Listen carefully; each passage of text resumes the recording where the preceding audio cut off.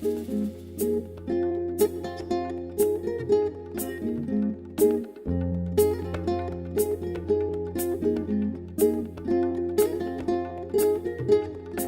suis professeur honoraire de l'Université de Metz en botanique et en écologie, et aussi en pharmacologie. J'ai commencé à faire de l'écologie en 1964 en Afghanistan, bien avant que le mot écologie ne soit connu du grand public. C'était à l'époque uniquement une sous-discipline de la biologie. Et j'ai été premier adjoint au maire de Metz, donc j'ai fait aussi de l'écologie urbaine. Bon, ceci dit, je fais pas mal de conférences, je fais des films de temps en temps, pas mal de radio.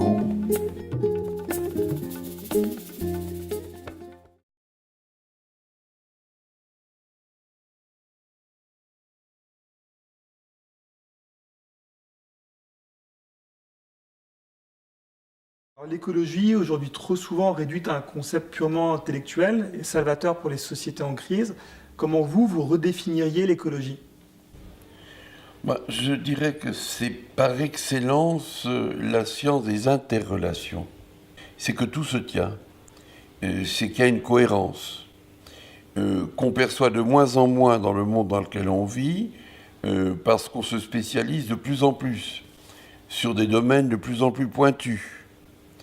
Alors, on a dit que le spécialiste était celui qui savait tout sur à peu près rien. Mieux vaut savoir un peu quelque chose sur tout. Alors, cette idée est totalement étrangère au monde dans lequel nous vivons, parce que nous disséquons tout en petits morceaux, ce qui donne cette impression si particulière à la fois de profusion et de confusion. L'écologie, c'est le contraire, c'est la cohérence. C'est le sentiment qu'il y a une très belle organisation dans la nature, qu'il y a des équilibres dans la nature qui ne sont pas définitifs, qui sont métastables, qui peuvent évoluer. Mais ça, c'est l'idée centrale de l'écologie.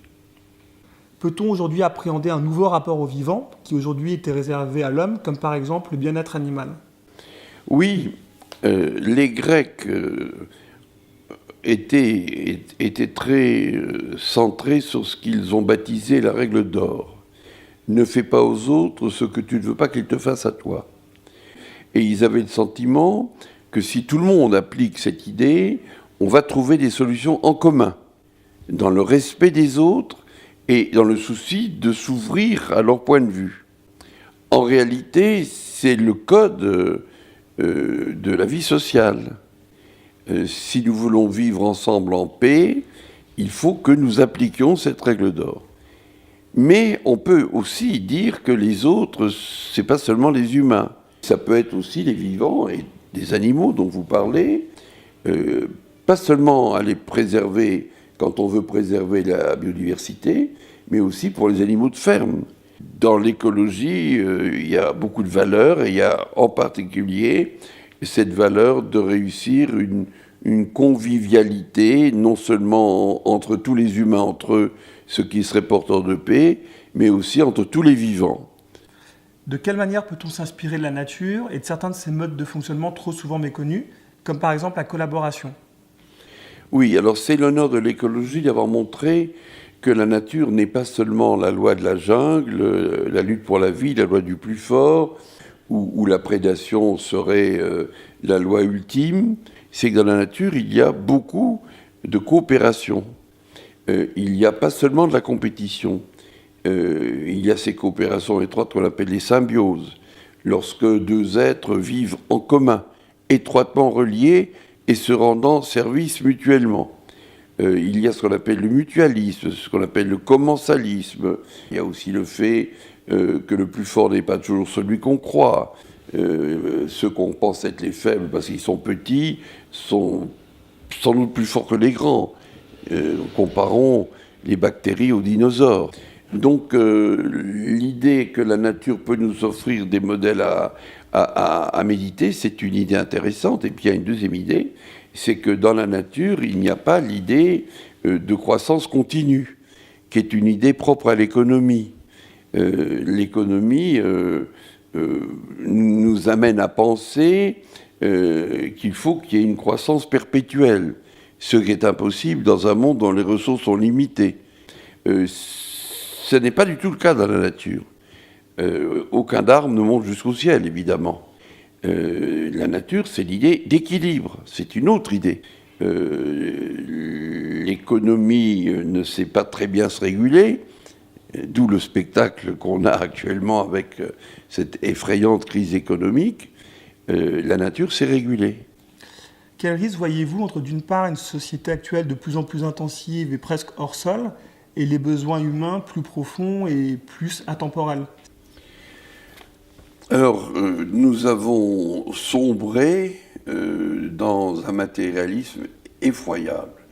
Nous avons laissé entendre, comme le dit parfois l'adage, que l'argent fait le bonheur et qu'il faut posséder. Alors, c'est pas vrai. Donc, nous courons après une chimère. Le bonheur est lié à des tas d'autres facteurs. Certes, une très grande pauvreté rend la vie très difficile, donc on pourrait avoir l'ambition collective de faire que tous les humains puissent satisfaire leurs besoins alimentaires, que ce soit l'alimentation, l'habillement, l'habitat, la médecine, les soins en cas de maladie, l'éducation des enfants. Mais au-delà, on tombe dans le superflu, dans l'inutile, dans le futile. Et toute la société tourne autour de ça. Toute la société s'acharne à nous faire croire que nous avons des besoins à n'en plus finir. Ce que nous avons vraiment besoin, au-delà du nécessaire, ce sont des besoins affectifs, des besoins humanistes, des besoins de rencontre, du lien, qu'on appelle le lien social. Et malheureusement, dans une société hyper technicisée comme la nôtre, ces vrais besoins ne sont pas bien pris en compte. Donc il y a une formidable déshumanisation de ce monde. Et notre objectif, nous qui faisons de l'écologie, je crois que c'est de réenchanter, de réhumaniser le monde. Parce que fondamentalement, je crois que l'avenir de l'humanité, c'est pas la technologie. En quoi, selon vous, la non-violence peut être un formidable moteur de changement intérieur, mais également collectif ? Il faut que nous reposions complètement cette question, disons, des armes, cette question de l'agressivité spécifique de notre espèce. Et c'est pour ça que nous avons une conscience. Donc nous avons en nous les ressources pour dépasser cela. Bien sûr, il y a des pulsions qui sont des pulsions de l'agressivité. Tout le monde. Ce qu'il faut, c'est les dépasser. Et dépasser ces pulsions.